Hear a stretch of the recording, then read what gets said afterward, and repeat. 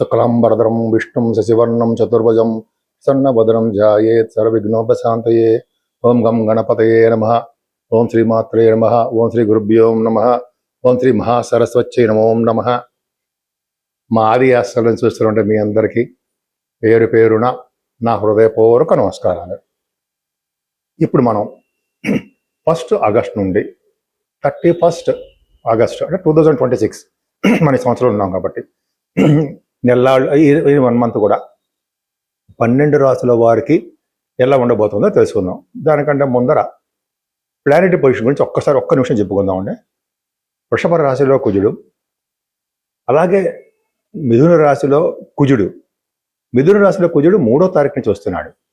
అలాగే బుధుడు మిథున రాశిలో బుధుడు అంటే బుధ కుజుడు కాంబినేషన్. రవి గురు బుధుడు కూడా ఆల్మోస్ట్ మారిపోతాడు. 5వ తారీఖు నుంచి కర్కాటక రాశిలో వస్తున్నాడు. రవి బుధ గురువులు కర్కాటక రాశిలో ఉంటారు. రవి బుధ కేతువులు మళ్ళీ సింహరాశిలో ఉంటారు. వీళ్ళందరూ అంటే రవి ఆల్మోస్ట్ 27వ తారీఖుని 17వ తారీఖు నుంచి ఏమో రవి సింహరాశిలో 22 బుధుడు సింహరాశిలో ఉంటారు. శుక్రుడు కన్యారాశిలో నీచ స్థితిలో ఉంటాడండి ఆయన. రాహు కుంభరాశిలోను, శనీశ్వరుడు వక్రగతిలో మనకి మీనరాశిలో ఉన్నాడు. ఇలా ప్లానెటరీ పొజిషన్ ఉంది. ధనుర్రాశి వాళ్ళంత అదృష్టవంతులు, చాలా అదృష్టంగా చెప్తామండి. ఒక 2 ఏమో అంటాం కానీ ఉన్నారు.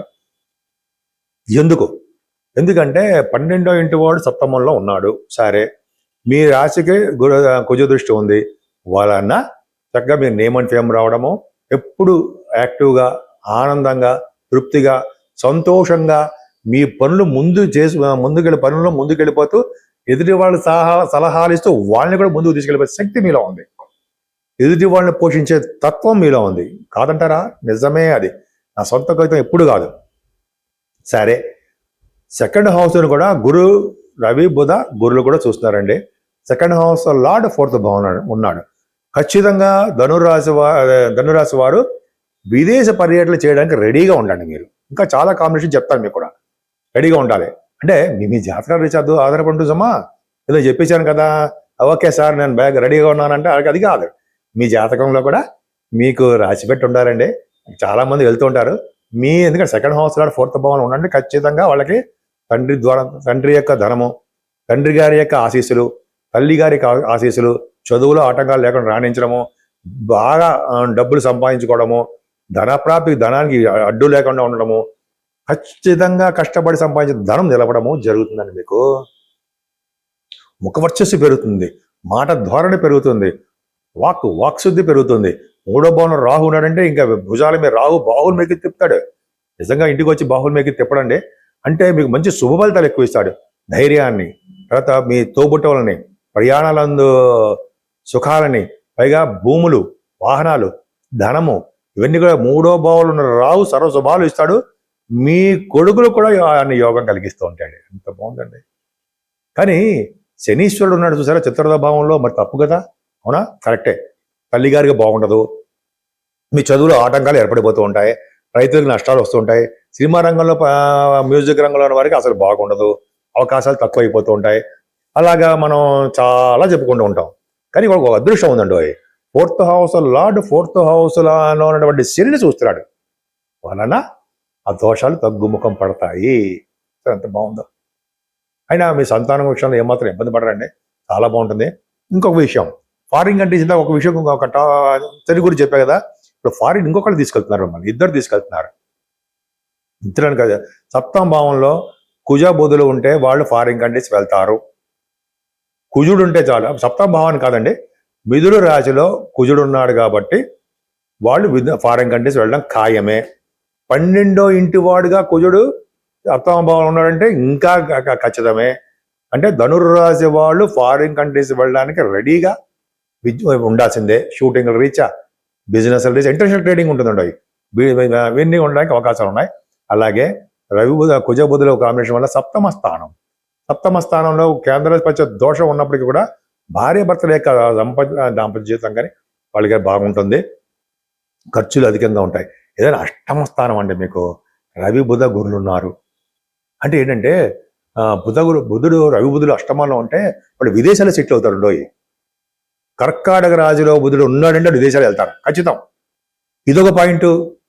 అదే కర్ణుడు దీనికి ఏదో 1,00,000 కారణాలు అన్నట్టుగా మీరు విదేశాలు వెళ్ళడానికి 100 కారణాలు ఉన్నాయి మీకు. ఇప్పుడు మీ ధనురాశి వాళ్ళు అష్టమ స్థానంలో అష్టమ స్థానంలోనే బుధుడు ఉంటేనే, కర్కాటక రాశిలో కూడా అష్టమ స్థానంలో ఉంటేనే ఫారిన్ కంట్రీస్. అది దందున కర్కాటక రాశిలో ఉండడం వల్ల మరింత స్ట్రాంగ్నెస్, రవితో కలిసి ఉండడం వల్ల అద్భుతము. అంటే ప్రభుత్వ మూలకంగా ధన సంపాదన, విదేశాల నుంచి కరెన్సీ రావడము, విదేశ పర్యటన జరగడము, గురుడు కూడా ఉన్నాడు కాబట్టి మీ విద్య రీత్యా వెళ్ళడము, పైగా రవి బుధ గురులు కాంబినేషన్ వల్ల డాక్టర్స్ సంబంధించిన విద్యలో ఉండడము. ఎంత బాగుందండి. అష్టమ స్థానం ఉందండి, బాగుందంటే సడన్ గెయిన్స్ ఉంటాయి, పూర్వీకి సంబంధించిన ఆస్తి పాస్తులు వస్తాయి మీకు, లా రిలేటెడ్ సంబంధించిన విషయాల్లో గెలుస్తారు. సరే, మరి భాగ్యస్థానం సంగతి ఏంటయ్యా? బ్రహ్మాండం. భాగ్యాధిపతి భాగ్యస్థానంలో 17th సెప్టెంబర్ రవి సింహరాశిలోకి సింహంలో వస్తున్నాడు. బుధుడు 22 తారీఖు వస్తున్నాడు. రవి బుధ కాంబినేషన్ భాగ్యస్థానంలో కేతువుతో కలుస్తున్నారు. మంచిది కదా? బ్రహ్మాండంగా మంచిది. బుధాదిత్య యోగం. రవితో కలిసిన కేతు శుభ ఫలితాలే ఇస్తాడు. కేతువు నాన్నగారికి దీర్ఘాయుర్దాయం కలిగి ఉంటారు. పైగా మీకు అకౌంట్స్ సంబంధించిన విద్య, ఫైనాన్స్ సంబంధించిన విద్య వస్తుంది. అలాగే ఆడిటర్స్గా ఉంటారు మీరు, ప్రముఖమైన ఆడిటర్స్గా బ్రహ్మాండంగా ఉంటారు రవి బుధులు కాంబినేషన్ వలన. అలాగే భాగ్యస్థానం రవి ఉండడం వలన విదేశ పర్యటన ఉంటారు. ఇది ఒక కారణం.